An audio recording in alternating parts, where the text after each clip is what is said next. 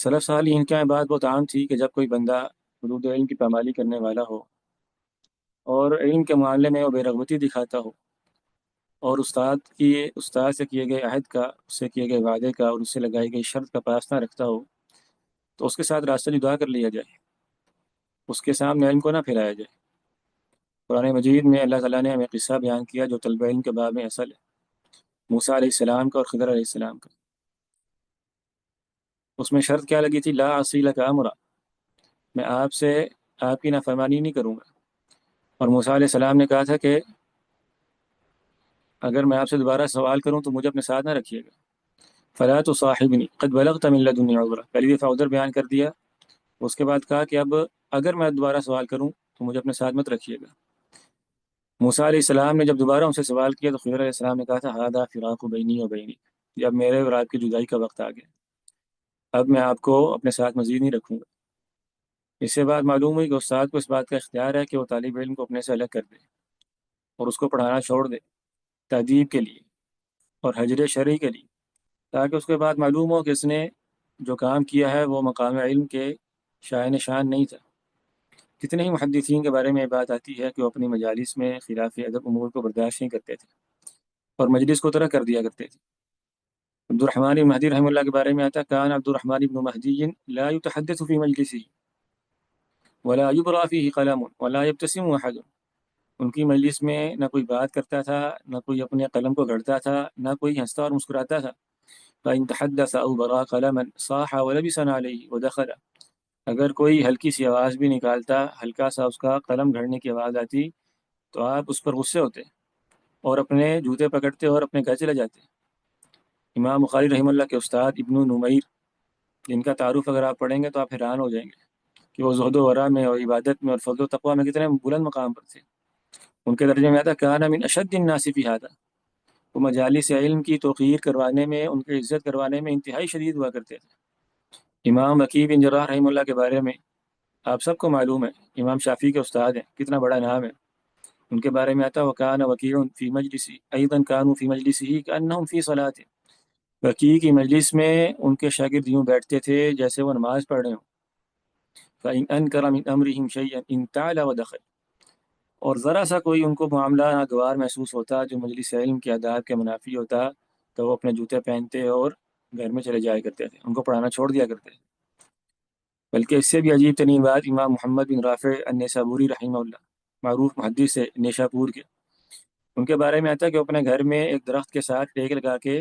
اپنی مجلس کا انعقاد کیا کرتے تھے، حدیث سنایا کرتے تھے، اور ان کے سامنے علماء بیٹھا کرتے تھے، اور علماء کے ساتھ ان میں عبداللہ بن طاہر جو نیشاپور کا امیر تھا، اس کی اولاد اور اس کے نوکر چاکر خادم وغیرہ بھی آیا کرتے تھے مجلس میں، اور وہ سب کے سب ایسے بیٹھا کرتے تھے کہ ان علی رؤوسہم الطیر، گویا کہ ان کے سروں پر پرندے بیٹھے ہوئے ہیں، اور کوئی ان کے سامنے بولنے کی جرت نہیں کرتا تھا، ہنسنے کی جرت نہیں کرتا تھا،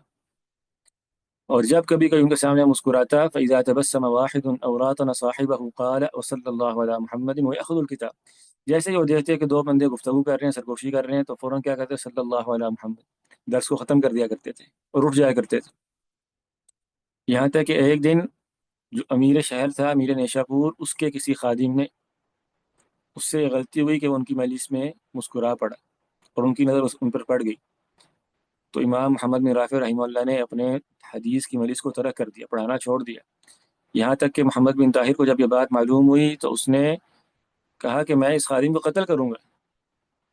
اس نے اتنے بڑے امام کی مجلس میں یہ حرکت کی ہے اور اس کی وجہ سے وہ درس دینا چھوڑ گئے، تو اس کو قتل کرنا چاہیے۔ یہاں تک کہ لوگوں نے اس بادشاہ کو ٹھنڈا کیا۔ اور یہ جو سنت علم کی یہ بہت عام رہی ہے علماء میں، کتنے ہی علماء ایسے ہیں جن کے تراجم میں، جن کی سیرت میں آپ یہ بات پڑھتے ہیں کہ وہ اپنے شاگردوں کو تادیب کے لیے، ان کو سبق سکھانے کے لیے مجالس چھوڑ دیا کرتے تھے، ان کو پڑھانے سے معذرت کر لیا کرتے تھے، اس وجہ سے نہیں کہ ان کو اپنے مقام کا اور اپنے علم کا کوئی پاس ہے، کوئی اس کا احساس ہے، کوئی اس کا گھمنڈ ہے، نہیں، بلکہ اس وجہ سے کہ یہ علم فی نفسی اتنی مقام، اتنی محترم چیز ہے کہ اس میں ہر ایرے غیر نتو خیرے کو پر مارنے کی اجازت نہیں ہونی چاہیے۔ یہ علم وہی بندہ حاصل کرنے کے لیے آیا جو اس کے تقاضوں کو پورا کر سکتا ہے، اس کو خیال ہونا چاہیے۔ اسی وجہ سے محدثین نے اپنی کتابوں میں باقاعدہ باب باندھے کہ ایسے بندے کو علم نہ دیا جائے جو اس کا اہل نہیں ہے، جو علم حاصل کرنا چاہتا نہیں ہے۔ امام خطیب بغدادی رحمہ اللہ نے الجامع الاخلاق الراوی میں جو بہترین موضوع ہے طلب علم کے آداب کے بارے میں، الجامع الاخلاق الراوی وآداب السامع، اس میں باب قائم کیا، فرمایا باب کراہت التحدیث لمن لا یبتغیہ وان من ضیاعہ بذلہ لغیر اہلہ، اس بات کی کراہت ناپسندیدگی کہ انسان اس بندے کو علم دے، اس کو حدیث بیان کرے جو اس کو چاہتا ہی نہیں ہے، اس کو پرواہ ہی کوئی نہیں ہے، جسے اپنا کاروبار، اپنے گھر بار، اپنی دعوتیں، کھابے اڑابے چیزیں بڑی پسند ہیں نا، اور اس کو ادھر پیش کرنے میں کوئی شرم و حیا بھی مانے نہیں ہے کہ میں گھر سے باہر تھا، میں دوستوں کے ساتھ تھا، میں یہ کر رہا تھا، میں وہ کر رہا تھا، بس علم حاصل کرتے ہوئے اسے اپنی مصروفیات آڑی آتی تھی۔ ایسے بندے کو علم دینا یہ علم کی توہین ہے، اور سلف صالحین ناپسند کرتے تھے کہ ایسے بندے کو علم دیا جائے، یہاں تک کہ وہ ایسے شخص کو علم دینے کو خنزیر کے گلے میں ہار پہنانے سے تشبیہ دیا کرتے تھے۔ کئی محدثین کے بارے میں بات آتی ہے، امام شعبہ کہتے ہیں کہ مجھے عامش نے دفعہ دیکھا کہ میں کسی بندے کو حدیث بیان کروں تو کہنے لگے یا شعبہ تعلق الدر فی اعناق الخنازیر، خنزیروں کے گلے میں تم ہار پہناتے ہو، تمہیں شرم نہیں آتی اس بات کی؟ امام مغیرہ رحمہ اللہ فرمایا کرتے تھے انی لاحتسب فی منع الحدیث کما تحتسبون فی بذلہ، میں بعض بے ادب طلبہ کو حدیث نہ بیان کر کے بھی اللہ سے اجر کی امید رکھتا ہوں، جیسے تم لوگ حدیث بیان کر کے اجر کی امید رکھتے ہو۔ اس طرح بعد اب طلبہ کو علم دینا یہ باعث اجر ہے، اس طرح بے ادبوں سے علم کو روک لینا یہ بھی باعث اجر ہے۔